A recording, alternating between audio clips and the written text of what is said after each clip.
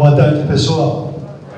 Bom estar aqui com vocês e a gente vai falar o seguinte, vai falar de desenho biofílico, né? O que é isso? Até agora a gente viu palestras maravilhosas, mas teve ideias um pouco mais voltadas para a questão da sustentabilidade ambiental. Agora nós vamos mudar um pouquinho e falar um pouco mais da sustentabilidade pessoal, ou seja, como o verde, como a natureza afeta as pessoas. Até poucas décadas atrás, nós tínhamos no Brasil uma área rural muito grande, mas hoje, como o Guedes mostrou, nós já temos uma população urbana muito grande, e como é que essas pessoas se adaptam à cidade. Bom, primeiro eu quero agradecer ao Renato, agradecer o Felipe, que fez montou essa palestra, agradecer ao meu pessoal, está aqui, né? A Mônica, a Deise, toda a minha turma está aqui, uma boa parte, o pessoal também que já trabalhou com a gente, está a Nina Weisman, que representa aí a ABAP, ela é ex-presidente da ABAP, então a gente está em casa aqui, tá bom? Vamos começar então?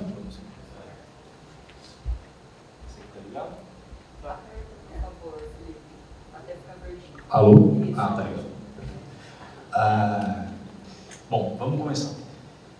A gente resolveu começar essa palestra. Eu andando aqui, vocês estão conseguindo me ver? Porque eu não sei se a gente vai ficar os dois em cima do palco, não sei se não vai ficar muito tumultuado. Né?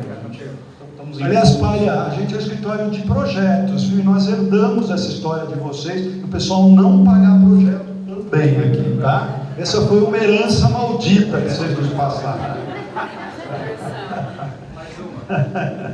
Mais uma. A gente vai tentar ficar um pouco mais afastado para não ter esse problema de microfonia. Bom, mas é o seguinte, a gente resolveu começar essa conversa com uma imagem de um projeto que é muito especial para o escritório. Na verdade, essa é uma imagem, esse é um render de como você estivesse dentro de uma mata, olhando para cima, olhando para a copa das árvores, numa passarela. Essa imagem foi feita para um projeto que a gente desenvolveu com um master plan de uma área que se chama Legado das Águas. É uma área gigantesca, é a maior reserva de Mata Atlântica privada do mundo, né, do Brasil, do mundo. Esse bioma só existe aqui. E é um lugar impressionante. São mais de 310 milhões de metros quadrados. Então, realmente, seria um parque estadual, né? E aqui a gente começa, diferente dos projetos que a gente geralmente faz, que a gente leva o verde até as pessoas, aqui o pensamento é oposto. A gente traz as pessoas para ver uma coisa que é a natureza que está lá, a natureza que existe. Então, é um pensamento quase que inverso, né? E esse projeto, bom, traz, de novo, as pessoas para dentro desse ambiente que é um ambiente natural, né? E como fazer isso de uma maneira em que as pessoas pudessem ver, pudessem estar integradas no meio desse verde, ao mesmo tempo de maneira segura, e sem os problemas que isso acarreta, que são vários, né? Para você ter ideia, vocês terem uma ideia, esse lugar tem mais de 125 quilômetros de trilhas. É um pouco impressionante, a gente demorou muito tempo para entender o que era isso, e a gente selecionou alguns lugares que tinham vistas e visuais mais interessantes, justamente para os visitantes poderem ver isso. Todo o nosso trabalho girava em torno de como as pessoas poderiam ver esse local e como as pessoas poderiam visitar esse local, né? O Master Plan foi exatamente para isso. E por que a gente começou a trazer este projeto? Primeiro, é um projeto que a gente fala super pouco, e segundo, porque ele tem uma coisa muito legal, que é justamente o tema central da nossa exposição, que é o seguinte: ele tenta criar uma ponte, ele tenta criar um meio de eu conseguir chegar até a vegetação, né? Então, ele liga as pessoas à natureza. Esse projeto tinha várias passarelas que permitiam essas visuais, etc. e tal, além de várias outras coisas que não cabe aqui ficar discutindo. Mas essa questão da ponte é uma questão fundamental que a gente queria conversar. A ponte é um elemento arquitetônico, enfim, de engenharia, que conecta coisas, né? Atravessa rios linhas de trem, etc. e tal. E ela propõe essa ideia da conexão, e é por isso que a gente queria trazer essa ideia da ponte como primeira coisa para ser discutida. A conexão é muito importante entre a natureza e quando a gente fala aqui de desenho biofílico, a gente vai explicar um pouquinho mais para frente o que é isso, é justamente isso que o desenho biofílico propõe, a conexão do homem com a natureza, das pessoas entre si, que isso é extremamente importante. A gente vive num momento em que cada vez mais as pessoas não se encontram, cada vez mais as pessoas estão muito conectadas através do mundo virtual e pouco conectadas através do mundo real. Isso acontece em diversas escalas e diversas vezes, em diversas situações. Eu mesmo me pego do lado do meu filho, mandando uma foto do meu filho para outra pessoa, sendo que eu poderia estar curtindo muito mais aquele momento. Isso acontece o tempo todo. Enfim, é um problema que a gente vai ter que lidar daqui para frente.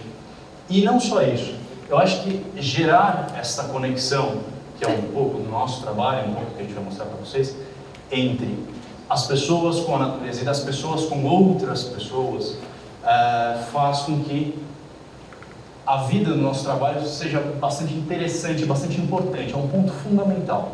A gente falou muito de questões que são questões ambientais, que são questões que, claro, são problemas sim, que assolam nossas cidades, assolam nosso mundo, mas a gente tem um problema muito grande, são problemas interpessoais e são problemas psicológicos que estão acontecendo e que a gente está dando pouquíssima atenção. E outra coisa importante também, quando a gente se conecta com a natureza, se conecta com as outras pessoas, a gente também tem a questão de se conectar consigo mesmo, com o seu interior. Isso também é importante. Eu não vou aqui ficar discutindo e mostrando dados, mas tem vários estudos que mostram como é importante você ter um tempo só para você. Tem gente que gosta de escutar música, tem gente que acha que meditar é uma coisa que seja muito importante. Alguns dizem que é fundamental a meditação, seja ela de qual jeito você usa isso. Às vezes as pessoas praticam esporte e conseguem ter aquele tempo para você mesmo. Isso é um pouco que o desenho biofílico tenta fazer. A gente vai explicar um pouquinho mais para frente disso. Eu só queria falar que esta conexão com a natureza, conexão com as outras pessoas e conexão com si mesmo, junto ao verde, em meio à natureza, próximo à natureza, faz com que a gente tenha mais saúde.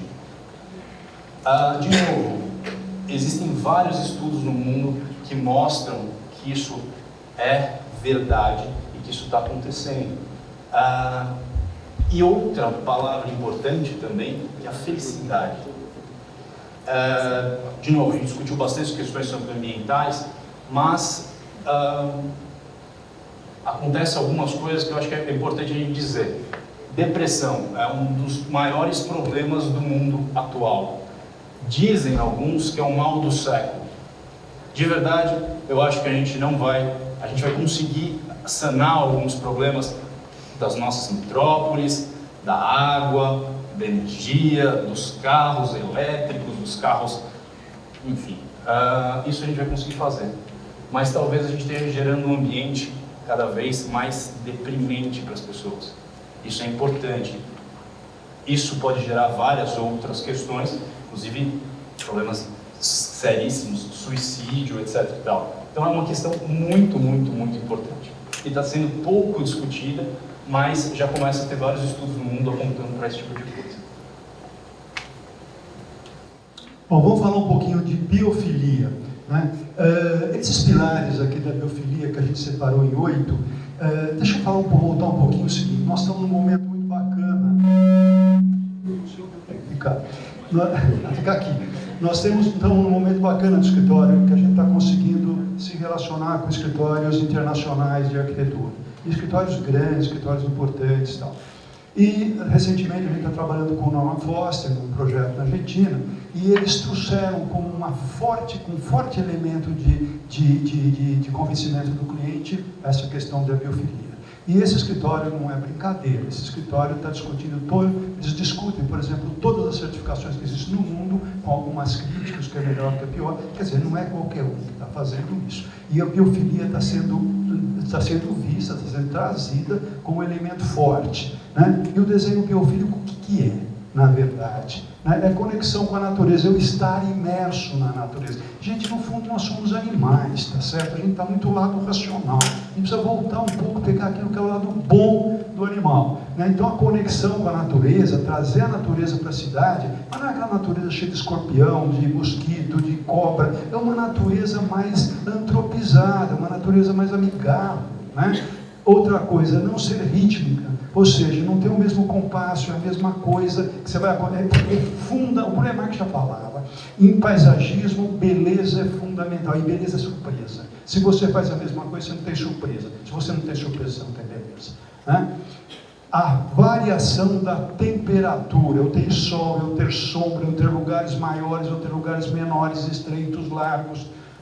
Isso é importante, a presença da água, a luz dinâmica também, eu ter espaços mais escuros, mais claros, poder me movimentar, poder me encantar nesse espaço. Por isso que a gente fala muito em sentidos humanos, né? Eu fiz um livrinho que chama Criando Paisagens, e a primeira frase é isso: paisagismo, a arquitetura paisagística é uma das pouquíssimas expressões artísticas que você tem a possibilidade de praticar os 5 sentidos. Se você não pratica, você está jogando fora, desperdiçando uma dádiva que Deus te deu, né? Formas e padrões biofílicos, né? Desenhos que lembram, materiais naturais, que são os materiais que envelhecem com dignidade. Se usa uma pedra, ela é bonita hoje, vai ser bonita daqui a 50 anos, tá certo? E você ter essa história do refúgio. O que é o refúgio? É um pouco o conceito de paraíso. O que é o paraíso? É um jardim protegido, né? Então voltar a essa questão do paraíso, mas com uma pegada um pouco além, né? Isso não vai acontecer de um jeito só, quer dizer, com o mesmo peso. Dependendo do projeto, você vai dar pesos diferentes para cada uma dessas coisas. Essas coisas são referências para você ter um desenho biofílico, né? Mas sempre, sempre, sempre essa ligação fundamental com a natureza. Esse é um projeto que a gente desenvolveu no escritório faz alguns anos já. É a sede da Google São Paulo, a sede da Google no Brasil, São Paulo, que propõe várias condições verdes, enfim, paredes verdes. A gente tem uma parede de terra que atrás uma parede de taipa bastante bonita, além das floreiras e árvores nas varandas. Mas o mais interessante desse projeto não é propriamente o que tem aí, mas são alguns estudos que eles desenvolveram dizendo que os funcionários, 15% dos funcionários, esses estudos aconteceram de forma bem randômica, mas 15% dos funcionários se sentiam melhor nesse escritório em relação ao escritório antigo. 10% responderam que estavam menos cansados do que num escritório que não tinha essa presença tão forte de vegetação. Eu estou falando só de um item, tá? Isso não tem a ver com as outras questões desse escritório novo. E 15%, isso foi um dado que o RH nos passou, se sentiam muito mais motivados, muito mais criativos. Isso mostra um pouco porque o Facebook nos Estados Unidos, a Apple, a própria Google, tem feito e tem seguido essa linha de desenhos biofílicos, sejam de formas distintas, mas sempre a presença do verde é fundamental nessas empresas e em várias outras do mundo. Eu estou aqui citando algumas que são referências em tecnologia, em pesquisa no mundo todo, né? Essa questão não só ela é fundamental, como eles já perceberam que quando você tem uma empresa que gasta a maioria do seu dinheiro com funcionários, isso é uma verdade em grande parte das empresas do mundo, fazer com que esses funcionários se sintam melhor, se sintam mais felizes, se sintam mais produtivos, sejam mais criativos, isso é um ganho muito grande. E aí a gente começa a inverter um pouco a conta sempre é difícil, como o Paulo falou, mas a partir do momento que a gente começar a conseguir mensurar isso, fala assim, não, claro, você vai gastar X mil reais, X mil euros, trazendo sim um projeto dentro da sua empresa, mas você ganha isso, o payback disso é 6 meses, de 3 meses, de 1 ano, enfim, você começa a mensurar isso. É por isso que são tão importantes os estudos, né, nessa linha, e mostram como as pessoas realmente gostam e querem estar e ficam melhores quando estão em contato com a natureza de alguma forma.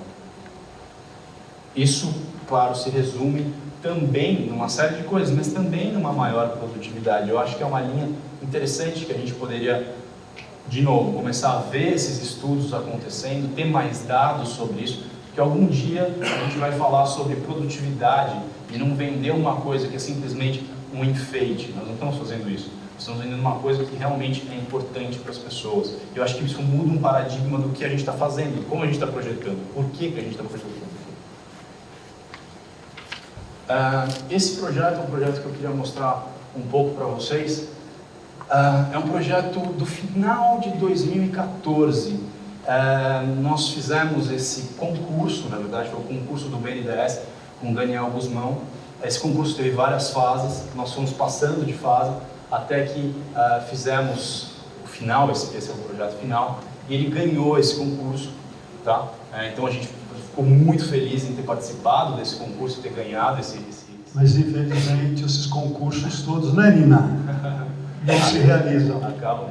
Foi bem um pouco antes de ter a história da CPI, enfim, né? Tudo isso aqui a gente já sabe. E o BNDES foi muito envolvido nisso. Esse é o prédio do BNDES atual, que é um prédio bastante icônico no Rio de Janeiro. E esse é o prédio que seria o prédio novo. E esse prédio tem algumas peculiaridades bastante interessantes que eu gostaria de compartilhar com vocês. Uma delas é que esse prédio, existe um morro na lateral, que eu vou mostrar daqui a pouco um corte que mostra bastante isso. E por uma série de motivos de programa, ele precisava ser dessa altura, ele precisava estar nesse lugar, etc. E tal. E as costas, o prédio todo, na verdade, dá para uma grande parede verde. Inclusive as salas de reunião são todas coladas nessa grande parede verde. É uma parede verde maior do que o prédio, enfim, e todas essas salas dão para o verde. E isso foi um dos fatores que fez com que esse projeto fosse o vencedor deste concurso. Eles gostaram muito dessa ideia, além de ter outras peculiaridades do projeto, claro. De novo, aqui acho que dá para ver melhor, existe um morro atual, essa parede verde ficaria aqui, e existe um cone de iluminação, etc. e tal, e todo o projeto virava-se, na verdade, inclusive algumas salas de reunião, a maioria das salas se virava para a parede e não para a rua, como era de se esperar, como seria mais óbvio, né? Mas a ideia da parede foi tão discutida e a gente mostrou por A mais B que isso seria bem iluminado, etc. e tal, que eles acabaram gostando muito das ideias. A gente girou todas as salas de reunião para cá. Além do fato da gente tentar também replicar um pouco do jardim existente, o prédio existente hoje do BNDES tem um jardim que é do Google Maps, e é um jardim bastante interessante, então a gente queria trazer um pouco dessa ideia, um pouco desse grafismo, um pouco daquilo que o Google Maps fazia, mas de uma maneira um pouco diferente também, revisitada, né? Então isso foi muito positivo para o projeto e a gente acabou, enfim, ganhando o projeto. Isso é interessante, que é um caminho, né? O prédio tem esse rasgo, e é um caminho que vai ficar público, vai ser uma fruição urbana permanente, embora o prédio esteja aberto ou fechado, para você fazer um caminho que os padres faziam no século XVII e tal. Então foi fazer o prédio, mas resgatar uma coisa que sempre existiu. Isso também contou muito para esse projeto ser vencedor. E analisando que é um banco, deixar essa história de um caminho dentro de um edifício que é um banco, enfim, isso eu também não fui tão simples assim. Explicar aqui talvez seja mais fácil do que foi vender isso para o próprio cliente, mas eles entenderam e no fundo o projeto E em cima de todo esse edifício existia um jardim onde as pessoas podiam se reunir, a ideia era fazer um jardim. Aqui sim a gente tem bastante altura de terra, onde a gente tem essas árvores, e obviamente a gente tem um gramado com menos vegetação e tal, mas a gente já tem essa condição que é bastante especial. Vamos falar um pouquinho de biofilia em hospitais, né? A gente fez alguns projetos de hospitais, mas com mais um conceito, na verdade, de healing garden, que são jardins de cura, de saúde, né? A gente fez aqui o Edmundo Vasconcelos, fizemos já o Beneficência Portuguesa, mas muito fazendo aquele jardim que a pessoa possa sair do seu quarto e ir lá, né? Ver um pássaro, né? com comedor de pássaros, com peixes, coisas que possam acalmar um pouco mais as pessoas, tá? Mas a biofilia vem trazer um conceito um pouco mais forte, né? Trazer para os hospitais também a ideia de ambientes criativos, de recuperação mais rápida, de menos fadiga, né?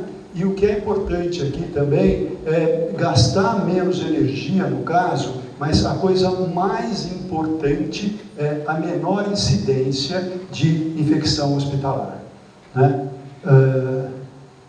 Aqui, ó, menor incidência, isso está acontecendo porque a infecção hospitalar é um mal, né, do século. Quer dizer, aqui, a quarta maior causa de mortes do mundo, falado pela Organização Mundial de Saúde, e a FAPESP, mostra também uma ideia aqui, que, não estou conseguindo aí, mas que mais de 50% das mortes em UTI são feitas por infecção hospitalar. E alguns hospitais já estão sendo feitos, como esse de Singapura, né, que não usa ar-condicionado, que usa muita vegetação, né? Inclusive a gente sabe que vários hospitais agora novos estão usando a UTI na sua cobertura, em algum lugar que tem contato, para ter tetos retráteis, deixar o sol entrar, né, e o sol desinfetar literalmente o quarto e as pessoas, né, tomar vitamina D direto da fonte, não em cápsula ou em injeção. Isso está fazendo toda a diferença, né? Enfim, então se coloca que a biofilia é um novo remédio, né, nos hospitais, e também é uma forma natural de cura, né, usando como incremento aí a saúde, incremento a cura, né? Eu acho que essa questão dos hospitais, muito provavelmente, dentro de pouquíssimo tempo, os novos hospitais vão ser muito diferentes do que eles foram até hoje, muito mesmo. Eu, como arquiteto, posso dizer que assim, a minha esperança é que os hospitais do futuro sejam completamente distintos do que eles são hoje. Essa questão de a infecção hospitalar ser a quarta maior causa de morte no mundo é um negócio muito sério. Você vai para o hospital para se curar, não para morrer lá dentro. Parece óbvio, mas é uma questão muito importante. E quando a gente tem sistemas de ar-condicionado diferentes, etc. e tal, isso está se mostrando extremamente eficiente e muito, mas a discrepância é absurda. Tem vários estudos. A gente não quis aqui trazer os estudos para começar a ficar mostrando dados, mas existem vários estudos de vários lugares do mundo que apontam que esse é o caminho, né? Se é 1%, 2%, 3%, não sei. Mas o fato é, as pessoas estão vivendo mais e por conta disso elas estão se salvando. Quer dizer, o hospital assim faz sentido, faz mais sentido. Aqui eu queria falar um pouco sobre biofilia nas escolas. E eu trouxe essa foto, na verdade, é a foto do meu filho. Ele estuda numa escola que a gente escolheu, uma das razões pela qual a gente escolheu a escola que ele estuda, é justamente porque a escola tem árvores, ele pode correr na terra, ele pula na lama, ele come areia, bastante, inclusive, ele tem contato com alguns bichinhos. Enfim, esse tipo de coisa a gente imaginou que seria faria uma grande diferença para a vida dele. Porque eu moro num apartamento, eu não consigo oferecer esse tipo de coisa normalmente no meu dia a dia, mas a gente imaginou que isso seria algo que pudesse fazer uma diferença na vida dele. E é claro que isso tem questões que estão ligadas a gerar um ambiente mais desafiador, escalar uma árvore, maior índice de aprendizado também, existem estudos mostrando isso, consciência ambiental, a indução à criatividade através de materiais, você não tem que ter um brinquedo, você poder brincar com coisas e fazer, produzir brincadeiras com um ambiente natural também, isso é uma coisa extremamente importante e faz com que a criança fique mais criativa, né? Essas são questões que cada vez mais vão aparecer nesses projetos novos e nas escolas do futuro também. Quando a gente analisa como vai ser a educação, isso é uma grande interrogação no mundo. Ninguém sabe como educar essas novas crianças, essas novas gerações, né? Com a internet, com uma quantidade absurda de informações, de fato ninguém sabe qual vai ser o melhor modelo educacional para conseguir educar essas novas crianças. Mas uma coisa que várias correntes, seja as correntes montessorianas, correntes hiper novas, escolas que estão surgindo em Stanford e tal, mostram que essa questão mais natural vai aparecer em todas elas, né? Como uma questão importante, como um pilar realmente importante na educação de uma criança. Eu trouxe aqui um projeto, que é um projeto que a gente desenvolveu com o Roberto Mingley e o Caio Dotto, que é um projeto de um núcleo de arquitetura para a Faculdade Nacional de Brasília, para a UNB, para a Universidade, né? Que tem a principal característica de arquitetura para desenvolver edifícios sustentáveis, ou seja, é uma escola de arquitetura sustentável, que não só ela é sustentável, mas ela produz, essa área aqui, a ideia era montar modelos de casas, modelos de habitação que também são sustentáveis. Inclusive eles eram para ser substituídos, enfim, é um grande laboratório de testes. Isso seria um grande laboratório de arquitetura em Brasília, um lugar bastante interessante. E aqui, é claro, o contato com o verde não só tinha a questão de uma melhoria ambiental, da redução energética, da diminuição de calor, obviamente usando vegetação nativa, mas também tinha uma questão de agricultura urbana muito interessante, de como produzir alimento para essas pessoas que vão morar, enfim, tinha toda uma discussão da ideia de como produzir realmente alimento em pouco espaço, né? E para isso, obviamente, coberturas verdes eram utilizadas, paredes verdes eram utilizadas, e na própria edificação, essa imagem está um pouco marrom, mas isso era um render inicial, e a ideia do edifício é que ele não tocasse muito o chão, ele tinha fundações pouquíssimo profundas, justamente para a gente não mexer no meio ambiente onde a gente estava, porque o terreno que a gente estava, embora seja um terreno não muito verde, aquele verde que a gente está acostumado, mas era um ambiente de cerrado bastante interessante, e a gente quis manter essas características de cerrado, e isso é uma outra questão que a gente queria colocar aqui, porque, na verdade, quando a gente fala em termos de Brasil, a gente tem uma série de vantagens em relação a alguns outros países, porque a gente tem uma série de microclimas e de climas, né, e biomas, que a gente pode utilizar e que a gente pode fazer uso disso de uma maneira interessante e inteligente, né? Não só isso, como a gente pode, eventualmente, brincar com coisas e trazer, importar também coisas, ou manter o próprio regionalismo daquele bioma em que a gente está inserido. E são vários, né? Fora os enclaves, fora... Exato. E quando a gente pega uma coisa como, por exemplo, o Pantanal, como é que é uma cobertura no Pantanal? Como ela poderia ser? Isso é uma questão importante que a gente pode pensar e pode explorar de uma maneira muito positiva para o projeto. Aqui mais uma imagem desse edifício que ficava justamente suspenso em cima dessa área de cerrado onde a gente estava, com vegetação pendente. Essa vegetação tinha toda uma questão brise vegetal aqui, tinha um papel importante nesse edifício.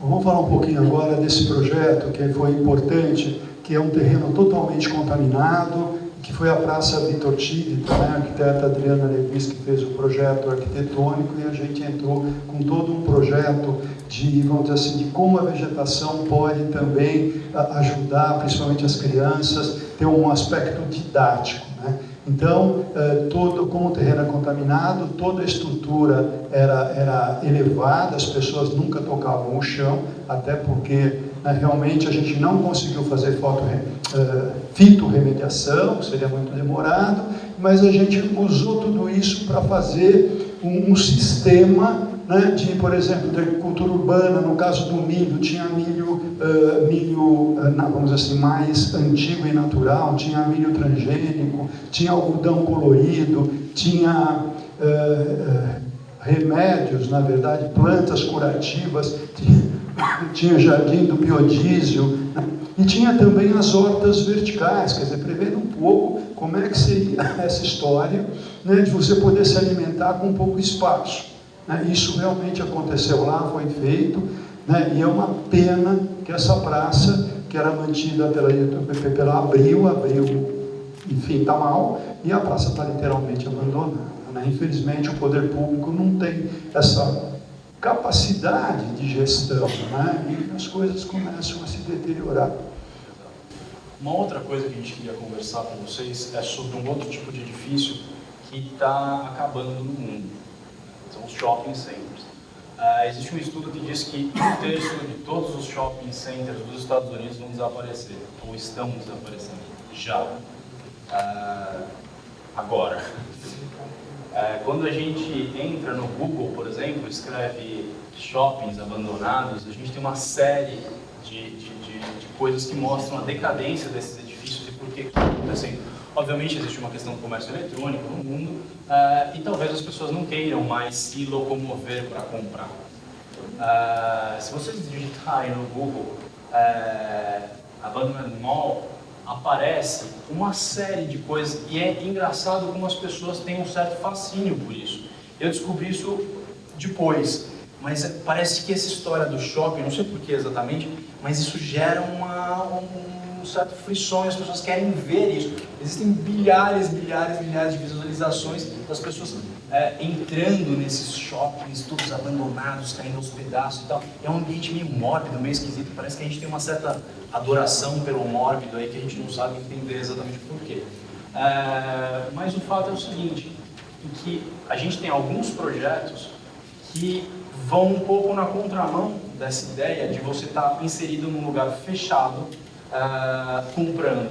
São projetos que eu acho que você pode explicar um pouquinho melhor. Agora nós vamos falar um pouquinho do Brascan Century Plaza. Eu gosto de mostrar esse projeto, que ele foi muito emblemático na minha carreira. Esse projeto foi pensado há 20 anos atrás. Tá?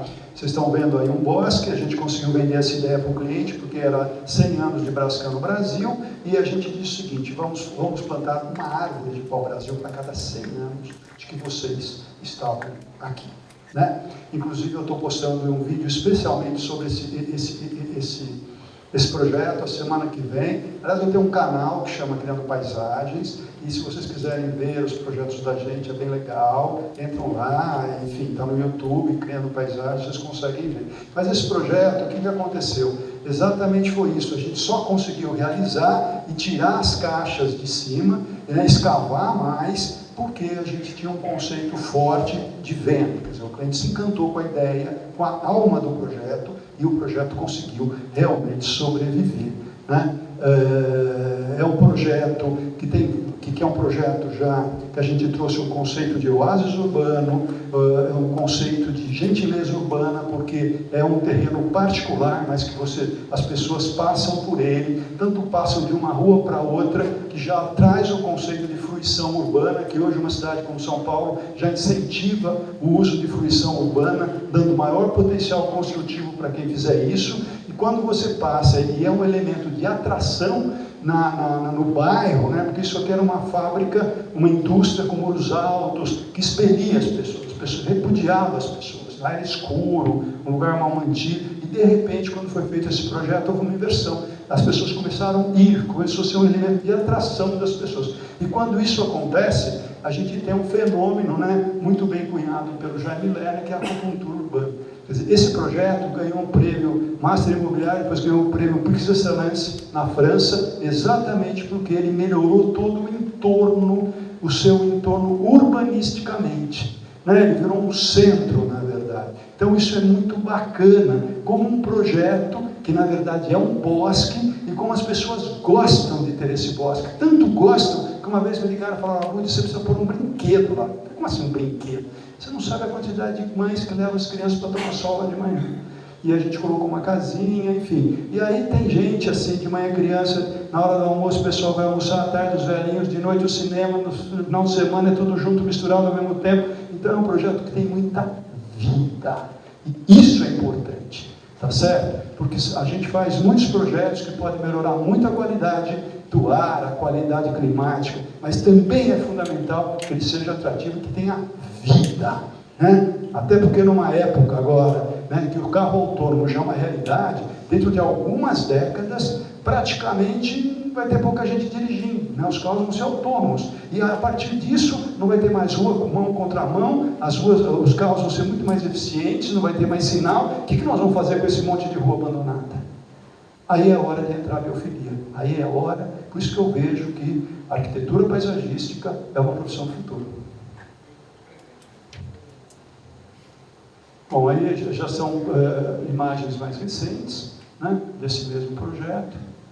E aqui está embaixo, aliás, para acontecer tudo isso que eu estou falando, é um projeto sobre laje. A gente falou muito sobre cobertura, laje, impermeabilização, tudo isso que tem aqui. E vocês conseguem ver lá no subsolo as caixas embutidas para eu ter exatamente cada árvore. Outro dia foi uma pessoa, ela falou, vamos tirar essa árvore daqui e pôr para lá. Eu comecei a dar risada, não pode. Cada árvore tem um buraco para a árvore embutida. Não é possível você ficar mexendo. Em cima ou perto de uma cabeça de um pilar, de uma liga específica. Sim, então nós temos os rebaixos, que as pessoas não percebem, mas tem toda uma tecnologia que há 20 anos atrás a gente já estava produzindo, né? Esse é um projeto que é de um outro shopping Cidade de São Paulo, que é um projeto bastante interessante. A gente tinha uma questão de área permeável desse terreno, que precisou ser concentrada num único pedaço do terreno, e além do que a gente precisou inserir uma série, isso por legislação, uma série de uma série de novas árvores, né? E ainda a gente queria que as pessoas pudessem ter acesso e pudessem andar por cima disso, não só que isso fosse uma área permeável, que cumprisse seu papel ambiental, mas que as pessoas pudessem transitar aqui em cima. E esse é o resultado. A gente colocou uma grelha metálica em todo o terreno, e as pessoas conseguem transitar por 100% do terreno. Inclusive tem faixas para cadeirantes, mulheres de salto alto, que é uma questão que acontece bastante aqui na Avenida Paulista e tal. E hoje é uma praça que tem bastante hoje, e a gente se orgulha muito desse projeto, embora seja um projeto muito pequeno. Ele também foi muito importante para o escritório, porque eu acho que ele é um fechamento de um ciclo de pensamento que a gente tinha naquela época, e ele bem executado, vivo, embora aqui nessa imagem não tenha ninguém, acredita em mim, as pessoas usam esse espaço. Isso faz com que a gente fique muito feliz. Isso é um projeto, acho que é o grande vantagem, o grande lance desse projeto para a gente é o seguinte, é o fato dele existir. Porque a prefeitura não ia deixar fazer esse projeto. Porque é o seguinte, quando a única coisa que a prefeitura permitia fazer era colocar pedrisco. Eu disse, não é possível colocar pedrisco na Avenida Paulista, até porque nós tínhamos árvores, né? Porque isso aqui na verdade é a antiga casa dos Matarazzo. Muitas dessas árvores são remanescentes de um jardim com vários escalonamentos, com árvores com cotas completamente diferentes. Então não ia ser possível, né? E outra coisa, eu disse o seguinte, bom, se o pedrisco, a água corre no pedrisco, molha o pedrisco e depois infiltra na terra, a grelha é a mesma coisa, a água não empilha, né? Mas foi muito difícil, vamos fazer 2 apresentações públicas para poder existir esse projeto, e a gente conseguiu fazer com que se entendesse que a grelha não, porque eles queriam tirasse todo o metal da grelha, diminuísse o terreno, isso ia cortar o prédio inteiro. E o cliente falou, não. O que eles querem? Que eu faça um muro inteiro aí e deixe chegar água? Quer dizer, deixa chover e nascer mato? Então eu faço isso. Tá certo? Não, pelo amor de Deus, nós estamos num terreno caríssimo, caríssimo em todos os sentidos, de uma coisa rara na Avenida Paulista. E a gente conseguiu. Isso para a gente foi realmente uma vitória. Foi uma vitória e de novo, o cliente poderia ter simplesmente murado esse espaço e isso seria aprovável ou aprovável. Seria mais fácil a aprovação. Muito mais fácil.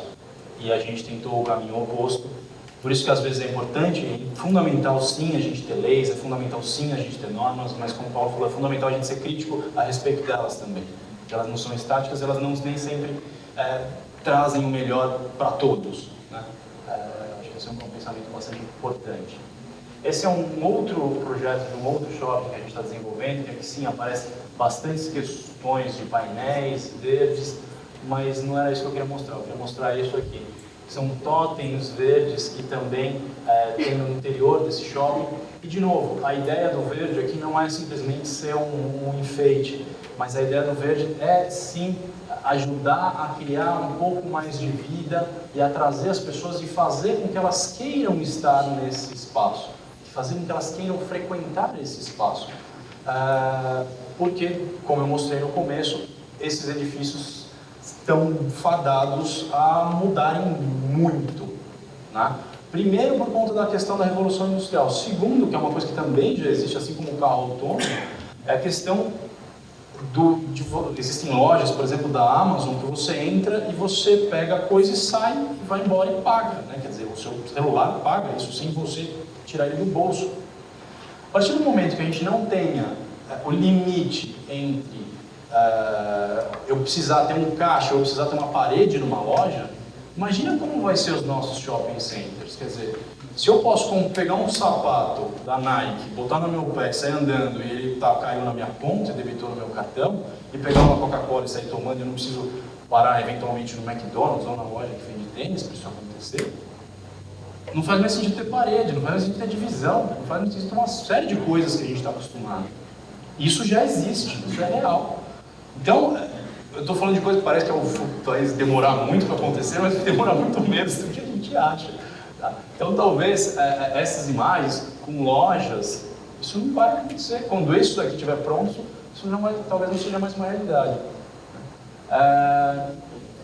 Então, toda a ideia também de ter muita vegetação e ter elementos que lembrem esse desenho biofílico fazem bastante sentido nesse tipo de projeto. E a gente espera que sim, claro, eles deem certo, que eles vão para frente, que as pessoas se encontrem, que gostem de estar nesse espaço. Esse é o nosso trabalho. Vamos falar um pouquinho de biofilia em edifícios residenciais. Esse é um empreendimento que a gente está fazendo em Porto Alegre, né? Que na verdade é um bairro residencial, são vários condomínios, vamos dizer assim, né? E condomínios para todos os bolsos, desde prédios de 600 metros quadrados a prédios de 80, 90 metros quadrados, mas a grande coisa aqui, o grande elemento de atração, o core desse empreendimento é um grande lago, é a água, e a água também é natureza. Aliás, a água, nós somos feitos de água, né? A água nos atrai, a água nos encanta, né? Então a água também é natureza.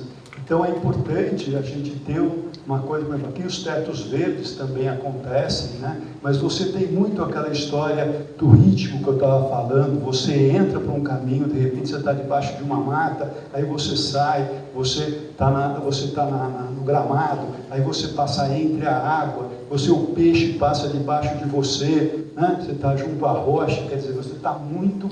Aqui no caso nós estamos em frente ao Rio Guaíba, onde o sol se põe, nós temos um pôr do sol maravilhoso aqui, né? Então tudo isso vai trazendo a natureza para dentro do empreendimento, né? Uma piscina que tem a ver também, que todas as coberturas são verdes, enfim, é todo um trabalho para você ter uma sensação, né, mais agradável. Esse projeto é um projeto que a gente fez, que a gente desenvolveu no Rio de Janeiro, em frente ao golfe olímpico. Aqui é o campo de golfe olímpico, lá atrás é o mar, o campo de golfe olímpico, que é uma área de restídio, e depois esse empreendimento. Esse empreendimento tinha uma questão importante também. Ele era um empreendimento muito luxuoso, mas ele estava muito longe da praia, em frente ao golfe. Mas esse golfe ele não tem uma característica tão bela como geralmente a gente se encontra em campos de golfe fora do país. Muito porque esse campo de golfe tinha uma ideia inicial de ser mais sustentável e buscar outras formas de vegetação. Então ele não é aquele campo de golfe típico que a gente imagina, ele tem mais uma cara de campo de golfe mais mato, assim. Um pouco mais rústico. Mais rústico, enfim, ele é peculiar, por assim dizer. E aliás, os golfistas golfistas do mundo adoram essas coisas, né? Eles buscam campos de golfe toda hora diferentes. E aqui nós temos o mar, mas nós não temos o mar, quer dizer, nós não estamos no pé da areia. Né? Então a intenção foi trazer a areia do mar para dentro do empreendimento. E reproduzir esse ambiente que é a praia, de certa maneira, dentro do empreendimento. Isso aqui é um render, foi feito há 5 anos atrás. E isso é uma foto real, atual. De novo, o campo de golfe, são ângulos diferentes, mas dá para ver bem. O campo de golfe aqui, todos os na verdade, eles chamam de edículas, mas enfim, todas as construções... Gazebos, na verdade, tem teto verde, e a gente tem aqui muitos lagos naturais que vão dando toda a ideia. E aqui nós temos também muita área de praia, quer dizer, com areia, claro, uma praia artificial, mas trazendo areia para cá. Isso aqui é uma outra foto, de um outro ângulo. Ele ainda não está pronto, não está não está terminado ainda o plantio. A gente tem assim, a sensação de que a realidade ficou melhor do que os renders, do que as imagens, né? Que ficaram, enfim, isso é muito gostoso quando acontece, nem sempre acontece, mas é muito bom quando acontece. Isso daqui é uma imagem que foi feita, isso daqui é a realidade. Claro, que ainda não plantou, aí não está plantado ainda. Mas a gente já ficou bastante contente com o resultado. Vamos falar um pouquinho de biofilia nas fachadas. Está na moda, né? O verde subir pelas fachadas, pelas paredes, né? Só que estão fazendo o verde nas paredes de uma forma um pouco sem critério. A gente precisa ter muito cuidado com isso. É um projeto que nós fizemos em Goiânia, né? Ele chama Verte, e é o seguinte, aqui nós temos um prédio e daqui para cima nós temos uma paisagem muito bacana de um parque que acontece. E daqui para baixo nós não temos essa paisagem, pelo contrário, nós temos uma paisagem que não é bastante agradável, não. Então, em função da visual, a gente conversou e fomos e desenvolvemos aqui embaixo, vamos dizer assim, um conceito um pouco, o Bosco Verticale, né, com muita vegetação na frente, né, criando um pouco do apartamento essa ideia de uma matinha aqui dentro.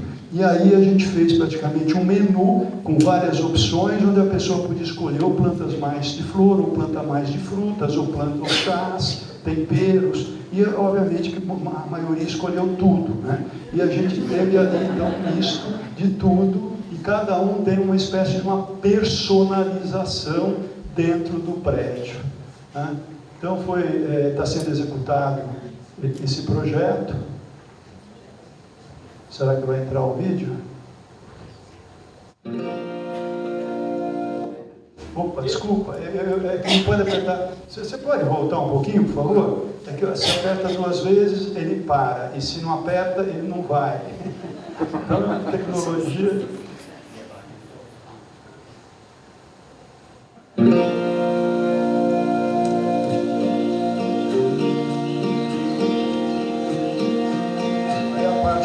Né? E é a parte que não tem visão. Agora, tudo isso foi visto, plantas pouco lenhosas, plantas muito flexíveis, e flexibilidade é fundamental quando a gente tem muito vento, né? Plantas escandentes, que resistam muito, enfim.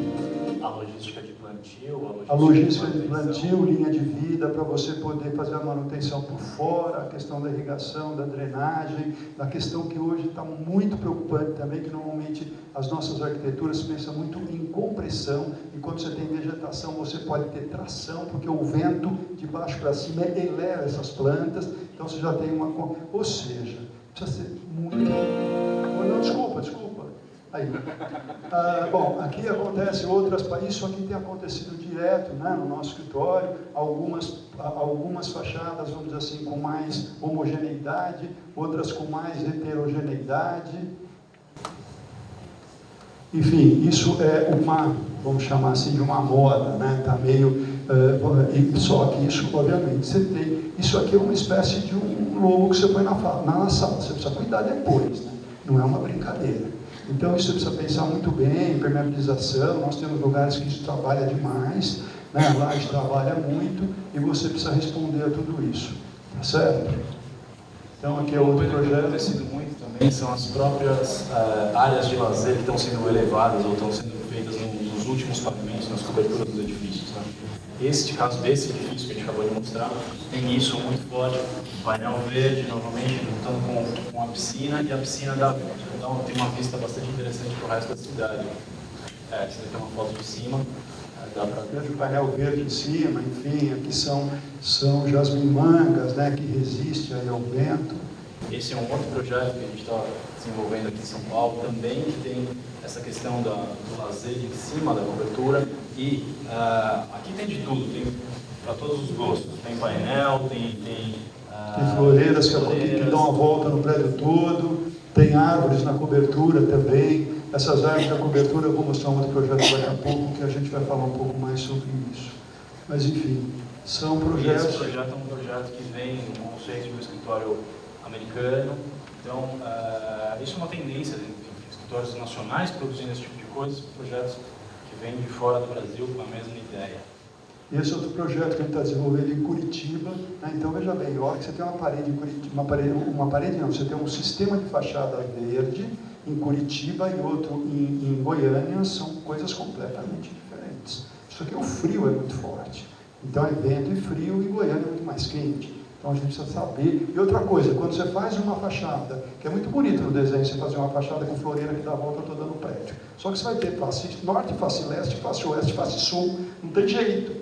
Né? E aí o que eu te pede, eu quero a mesma planta. Como é que você resolve o problema, tá certo? Então são coisas que são negociadas, são coisas que são muito verificadas, né? A gente precisa chamar os técnicos, aqui no caso, né, o Roberto teve lá para conversar, enfim, não nesse, no anterior, o Pascoal teve lá também, que está aí, enfim, são coisas que a gente precisa trazer toda uma equipe para começar a entender o processo. Porque isso aí não é uma brincadeira, não é um desenho de render que você vai colocando no Photoshop um monte de plantinha e depois dá certo. Né? Mas esse projeto a gente está fazendo agora, esse é residencial, esse aqui já é um centro médico, um day hospital, né? E exatamente essas coisas acontecem na imagem, é muito bonito, mas a gente precisa entender se esse cara aqui de baixo vai ficar feliz com uma cortina verde tapando toda a vista dele. Então a gente precisa ter um pouco de calma, e no prédio residencial também isso eu não vou ter. Imagina em Curitiba se eu tapar todo o quarto com vegetação, tá certo? Naquele frio desgraçado. É bom isso? Então a gente precisa entender, sabe? Porque o desenho aceita tudo, mas depois na realidade as coisas se complicam. Né? E a gente está então nessa batalha que hoje é praticamente o dia a dia do escritório. Deixa eu falar desse projeto, que esse projeto é bastante emblemático também para o nosso escritório. Isso aqui é o Hospital Matarazzo, que fica próximo à Paulista. E é o seguinte, para quem não sabe, isso aqui é um hospital. Esse hospital tem cerca de 100 anos construído, estava 20 anos abandonado, com água entrando, estava lá praticamente abandonado. Aqui é a maternidade antiga, que tem cerca de 60 anos de existência, mas também há 20 anos abandonado. E teve um francês que adorou isso aí, comprou esse negócio e arrumou assim uma espécie de uma encrenca, né? Porque isso aí não é fácil. Mas vocês terem uma noção, aqui tem Compresp, que é da cidade, tem Condefat, que é do estado, tem Funker, eu estou falando só dos órgãos ambientais, né, que trabalham com isso aqui. Então, como? Sim, são, enfim, e é um trabalho muito grande. E aqui o Alex Alar, que é o proprietário, né, era o único lugar que ele podia construir um prédio um pouquinho maior. Aqui tem um predinho que é da Triptych, um baixinho, mas aqui ele queria fazer um prédio mais icônico e ele chamou simplesmente um amigo dele, que é o Genovel. Tá? O Genovel chegou em São Paulo, viu essa mata, viu a maioria dessa vegetação que está nessa imagem existe. Ele ficou encantado com a Mata Atlântica, Ele falou, não vou fazer um projeto arquitetônico, eu vou fazer uma estrutura, e uma estrutura para vocês colocarem a vegetação e a Mata Atlântica subir em cima. Então aqui vai ter, aqui é tudo, né? Porque é shopping, é residencial, é comercial, é tudo junto, misturado. E aqui nesse prédio é uma loucura, porque nós estamos num lugar que simplesmente, esse prédio não é tão alto não, mas é o lugar que nós estamos mais vende em São Paulo, porque nós estamos no espigão da Paulista. Né? Então é o seguinte, e o Alex quer árvore de 15 metros de altura desse lugar. Certo? Então você fala para o calculista calcula, tudo bem, nós temos toda essa carga, uma árvore de 15 metros de altura chega a pesar 10 toneladas, e nós não temos grua para carregar essas 10 toneladas lá na ponta, a 50 metros e levar lá em cima. Mas o tempo que tem que ir lá na ponta é complicado. E aí eu falei para o Alex, olha, acho que não vai dar. Por que não dá? Dá porque não é possível, mas não tem nada que seja possível. Eu falei, só se for de helicóptero. E vê que ele falou, é isso mesmo que eu quero. Então a gente voa junto com o voo. Então a gente está vendo agora, não sei se vai dar certo, mas enfim, estamos nessa, é um trabalho muito, muito instigante. Cada indivíduo, cada árvore que vai nesse projeto, nós estamos, isso aqui é um apartamento feito pelo o decorador aqui, o design de interiores é o Philip Stark, e a sensação do jardim é mais ou menos essa que vocês estão vendo aqui.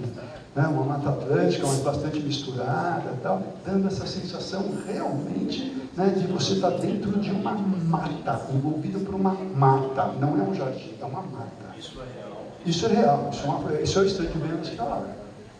Tá certo? Isso aqui são coisas lá de dentro, real também. Isso aqui também, quer dizer, a intenção da biofilia é um pouco isso, você estar envolvido dentro, não em cima, mas dentro. Né? É essa a diferença. E esse projeto, realmente, cada árvore está sendo testada, vendo flexibilidade de galho. A gente não conhece flexibilidade de galho. Ninguém sabe. O que a gente sabe tem árvores mais moles e árvores mais duras. Né? As árvores mais duras, geralmente, são as madeiras de lei, que demoraram muito para crescer e tal, enfim. Tem menos ar no seu leio, mas não quer dizer que seja flexível ou inflexível, ou menos flexível. Então a gente está testando planta por planta, para dar uma fisionomia de Mata Atlântica, né? E todo mundo fala, por que você não planta a quaresmeira, que está lá na Serra do Mar? Só que aquela quaresmeira nasceu, está lá, talvez morreu, nasceu outra, e aqui ele vai pegar uma árvore que nunca teve no vento, e do dia para a noite ela vai pegar aquele tufão de vento, né? De uma tempestade que vai acontecer. Tem coisa que a gente também não sabe, mas a gente está junto, trabalhando para que a coisa aconteça. Isso aqui são algumas imagens, né? São renders também, mas tudo é muito pesquisado. Aqui nós vamos usar mais palmeiras, aqui nós vamos usar mais algumas trepadeiras, aqui nós vamos usar o contraste do amarelo com o roxo. Né? Aqui, por exemplo, nós temos situação de árvores em terreno natural, situação de árvores sobre laje, né? Tudo misturado e cada coisa minuciosamente trabalhada para que não aparecesse que tivesse um trabalho de um arquiteto paisagista. Parece que foi uma coisa super normal. O Philip Stark trabalhou bastante nesse jardim, que eles chamam de Emerald Garden, né? Trabalhando alguns móveis, e está sendo um trabalho muito interessante, porque tem gente muito dispare aqui, trabalhando, vendo, conversando, né? Cada planta, essa monstera que vai ser colocada, tudo é muito estudado para parecer que é simplesmente natural. Né? Tem uma questão importante. Acho que não está funcionando. Acho que não. Acho que é melhor trocar. Tem uma questão importante, que teve uma parede verde que a gente quis trazer aqui para discutir com vocês, tem um papel bastante importante nesse edifício, que é o seguinte: o edifício grande, o maior, ele está muito perto de uma parede. Aqui existem construções de vizinho, aqui existe uma estrutura da própria edificação, enfim. Esse é o cenário que a gente tinha e essa foi a nossa proposta. Além disso, a gente tem alguns elementos que são elementos que a gente puxou, até copiou, né, em bom sentido, da própria arquitetura, criando esses outros layers de metal, onde a gente pudesse ter mais vegetação, e num pequeno espaço, muito pequeno, que seria um jardim quase que desaproveitado, a gente cria essa mata e torna, então, esses apartamentos, que são caríssimos, vendáveis, né? Ou seja, a pessoa vai ter uma vista direta para isso, e isso era um empecilho naquele momento. Isso aqui é o lado externo do Matarazzo. Lá está o prédio que nós falamos, a Avenida Paulista está para cá. Essa aqui, para quem conhece, é a Rua das Flores, que é uma rua pedestrianizada que existe lá. E o Alex, enfim, discutiram e tal, acharam interessante que houvesse um boulevard, um passeio de pessoas, pensando sempre nas pessoas. Aliás, esse empreendimento, eu não falei isso, mas esse empreendimento que a gente vai ter um shopping sofisticadíssimo, eles falaram, não quero só pessoas de altíssima renda entrando aqui.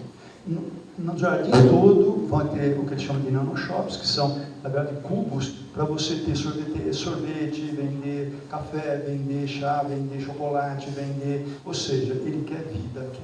Então, ele quer todos os bolsos entrando aqui dentro. Tá? E isso aqui é mais um exemplo. Isso daqui é uma rua, né, que a gente tinha aqui a São Carlos do Pinhal, que atravessava. Você tem que atravessar um sinal, esperar o sinal para atravessar. Ele falou, não quero isso, eu quero fazer um boulevard que as pessoas não parem, até a Paulista. E aí foi uma loucura fazer isso, mas na prefeitura você não vai conseguir isso nunca. E ele conseguiu.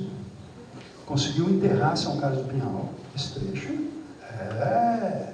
Né? Ele vai elevar a rua, esse prédio aqui da esquerda vai ficar com o seu lobby enterrado 1,5 metro, e ele está resolvendo isso. Quer dizer, não é um cliente normal, mas é uma delícia porque ele voa, a gente voa junto, tá certo? E tem coisa que a gente não ousa pensar e ele topa, né? Pelo contrário, ele chega com exemplo, aliás, não para de pensar nunca, aliás, é um custo enorme, porque projeto quando você não para, você nunca pode nunca parar, só que o custo vai se elevando a cada dia, tá certo? Bom, mas enfim, isso são umas estruturas, a gente vai passar de baixo, os irmãos Campanas estão trabalhando também nesse projeto. Ou seja, ontem teve uma audiência pública sobre esse projeto, uma área pública, na verdade, que está sendo reestruturada, foi muito bem. Enfim, estamos avançando, é um projeto literalmente especial. Aqui a gente vai mostrar um projeto que é um projeto que a gente está criando do zero uma paisagem natural. Isso não é uma coisa que acontece todo dia no escritório, mas a gente quis trazer umas coisas bem fora da curva para mostrar o que é possível ser feito, né? E isso é na Fazenda da Grana, em São Paulo, e a gente vai criar, isso vai ser criada uma praia artificial. Para vocês terem uma ideia, ela tem 500 metros de areia aqui, são quase 5 quarteirões, né, de largura. Essa piscina tem 250, mais ou menos. Aqui tem 250 metros. Criando um ambiente, trazendo uma ideia de trazer uma praia, óbvio, ela é artificial, mas ela tem uma areia natural, ela tem ondas, ela tem uma série de coisas que cria esse ambiente diferente num lugar que você não teria isso. Né? Como o terreno de inclinação, que obviamente precisa ser plana, a gente deixou um talude, né, criando ali então uma réplica, vamos dizer, da Serra do Mar. De uma certa forma, trazendo uma paisagem natural paulistana, que é você ter sempre a praia junto à Serra do Mar, mas de uma forma artificial, só que aqui o sol se põe na água. Mas vamos lá. Isso aqui são algumas imagens do que seria esclarecer esse espaço. Vou tentar, hein?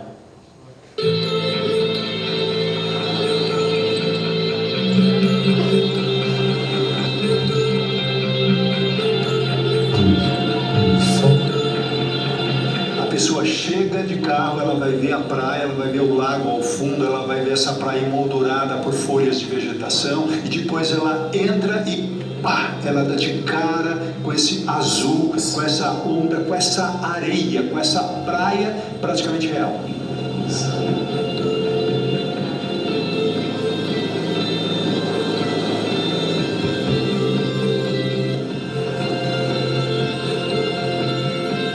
E aqui nós vamos ter o pôr do sol na água, que normalmente a gente não tem nas praias brasileiras.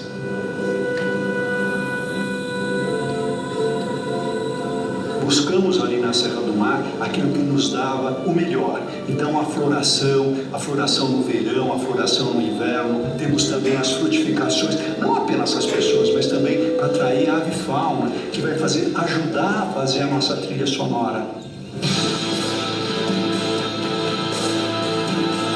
A ideia é ser uma praia preservada, mas assim, cuidadosamente feita, para que parecesse totalmente natural e que não tenha paisagismo, que Deus é que fez toda aquela maravilha. Um pouco de pretensão, né?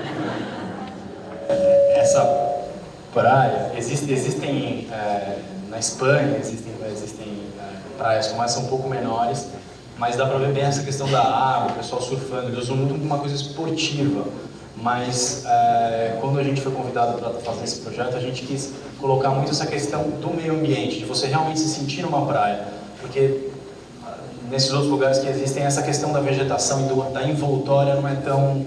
Essa empresa nunca tinha feito isso. Na verdade, tem a piscina de onda, aí a onda acaba no McDonald's, entendeu? Era uma coisa muito parque. E aqui a gente quis fazer uma coisa mais que lembrasse uma réplica de uma coisa natural, tá? Vamos falar um pouco dessa cidade, que é um projeto que a gente teve a oportunidade de fazer ali no interior da Bahia, numa área que está sustentando o Brasil, né, que é o agronegócio. E aqui é uma cidade que a gente propôs, que é uma cidade estruturada pelo verde, né? E já pensando exatamente nisso, quer dizer, com a minimização dos carros. E aqui a gente tinha o seguinte, nós tínhamos que ter 20% de reserva legal, mais 10% de área verde. Ou seja, nós tínhamos 30% de vegetação para colocar, de área verde para colocar. Normalmente fazem os nossos urbanistas. Não são todos, obviamente, mas cata essas áreas e joga para os cantos, né? O que a gente fez? Trouxe para o coração. A gente fez esses corredores verdes, que são verdadeiros parques lineares. Para vocês terem uma noção, isso aqui tem cerca de 100 metros de largura, tá? Isso tem 60, 80 metros, e você pode andar de bicicleta, fazendo pistas, caminhando praticamente na cidade toda. Claro que existem algumas vias, mas são relativamente poucas as vias que vão acontecer aqui, né? Os condomínios, como a gente tem essa necessidade de, entre aspas, gastar a área verde, que é maravilhoso, né? Os condomínios entram por ruas de serviço e as casas estão ligadas sempre ao verde, né? E esse verde acontece praticamente fazendo uma renda em toda a cidade. Como aqui também a gente tem a oportunidade de, escavando a 1,5 metro, a gente achar água, né? A gente brincou também em meio de Deus, para fazer lagos, lagoas à vontade, tá certo? Então, aqui isso é uma área hoje que praticamente não tem uma árvore, é tudo cana, enfim, é tudo agroindústria. Isso, a intenção é transformar realmente numa cidade que tenha mudar o clima da cidade, porque isso é um quente do inferno, isso aqui, tá certo? Um pouco aquela história da clima do deserto, né? Durante o dia muito quente, à noite às vezes frio, mas a vegetação vai fazer esse balanço que a gente espera, tá? Bom, eu tive recentemente, há 3 meses atrás especificamente, no MIPIM. O que é o MIPIM? É o maior evento do mercado imobiliário mundial, que aconteceu lá em Cannes, na França, né? O Brasil teve lá, levou 7 escritórios, né? E eu fui um dos convidados, foi muito importante para a gente estar nessa feira, uma feira relativamente especial, né? Só para vocês terem uma ideia, o ingresso aqui é 2.000 euros, então não é qualquer pessoa que está passando na rua que entra nessa feira, né? E a pergunta era o seguinte: qual é a cidade? Uma criança, né? Esse era o símbolo, né? E com óculos olhando o futuro, uma criança levemente oriental, não sei porquê, mas em qual tipo de cidade eu vou viver? Quer dizer, a pergunta era essa, né? E a gente vê desde o começo, desde a primeira palestra feita pelo secretário-geral da ONU, seria numa cidade verde. E verde aqui é verde em todos os sentidos, verde em questão de sustentabilidade, mas verde também em questão de vegetação, né? Isso apareceu em todos os lugares, em bairros, apareceu o verde em cidades, apareceu o verde trepando pelos edifícios, apareceu em Istambul, levou esse grande parque, né, aqui, junto às novas cidades, às novas urbanizações. Londres trouxe essa maquete também, com o desenvolvimento das cidades também, com muitos parques, muita relação com o verde. Dubai trouxe esse projeto também do Norman Foster, que cobre as ruas com placas fotovoltaicas, mas também entrando com muita vegetação numa área de deserto. Moscou trouxe Esse prédio, por exemplo, que foi interessante, que além dele subir nesse paliteiro para liberar a vista de um bem tombado, que no Brasil, só para vocês terem uma noção, se existe um bem tombado, nós precisamos deixar 300 metros de raio sem nada. E aqui não é um empreendedor fazendo, é a cidade, Moscou levando e dando chancela a esse projeto que inclusive libera todo um parque debaixo disso, né? Então é um projeto, o Egito levou também a Nova Cairo, que tem que é estruturada por um parque linear. Então isso a gente viu em todos os estandes, como produto que o país, que o estado, que a região estava levando. Ficou muito feliz porque a gente está vendo que a gente está então na direção certa, né, de realmente trazer o verde para a cidade e pensar também nas pessoas. Exato. E na verdade a gente começou falando de ponte, falando de passarela, e a gente queria terminar a palestra, a nossa exposição, falando justamente sobre isso, falando que nosso trabalho realmente é criar essa ponte entre as pessoas e a natureza. E nada melhor para ilustrar um pouco isso do que um projeto que a gente está desenvolvendo de uma ponte, de uma passarela. Existe um empreendimento que vai ser feito, tem toda uma arquitetura, todo um design, que precisa criar uma passarela para atravessar uma estrada e uma área preservada e um rio. E essa passarela, a gente teve o prazer de poder estar desenhando isso junto, enfim, e propondo até um desenho que lembra muito essa questão das torres, mas com essa pegada biofílica e essa pegada de você conseguir estar sempre perto, olhando e tirando partido de um trajeto que seria talvez não tão interessante. Então tem um pedaço, inclusive, da passarela que se alarga e ela vira uma arquibancada para você ver a natureza, né? É um gesto poético, mas é um gesto bastante interessante. Eu acho que no vídeo, o vídeo é meio porrada, mas eu acho que vai dar para ver melhor. Vocês notam que tem muito verde também nessa passarela.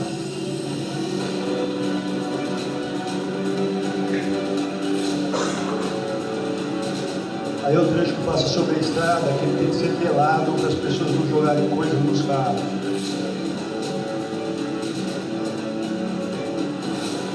Aí eles precisam.